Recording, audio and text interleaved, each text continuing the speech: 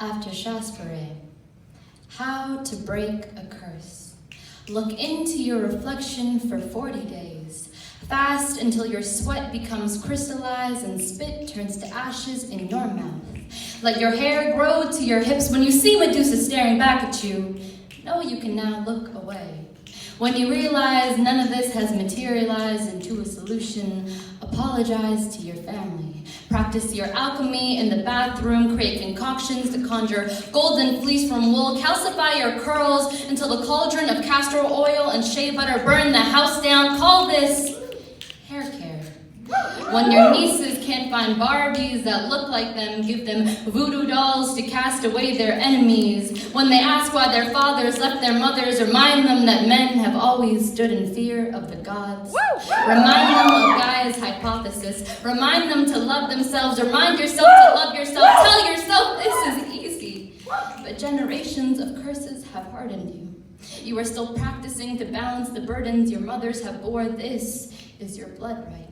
What you were born from sand and sinew to do, to sculpt men from the marble of boyhood they so desperately cling to create a God worthy of worship where there was only you, to create children from unworthy fathers where there is still only you. Your mothers have named you the chosen one, to proclaim all the villains in your bloodline and call them heroes, to be all the muses, to be the one to rebuild all these broken things, to take all the bodies hanging and make strange fruit of them, to take all the bones this family was built on and give them your own, give them your crystallized sweat, give them your ashes, give them the wind that attempts to blow it all away, create a potion of this time. Tell your family that it has worked. You have become all the gods worthy of worship. You have sung prayers in your name. You have stopped sculpting boys from marbles and raised men from the rubble.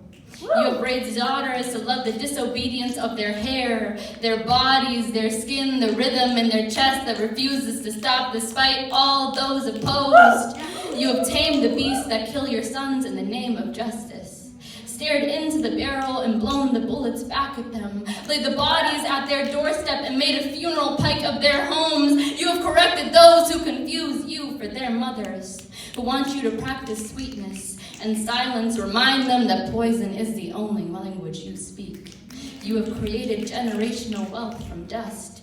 You have remained humble, because women have made much more from much less.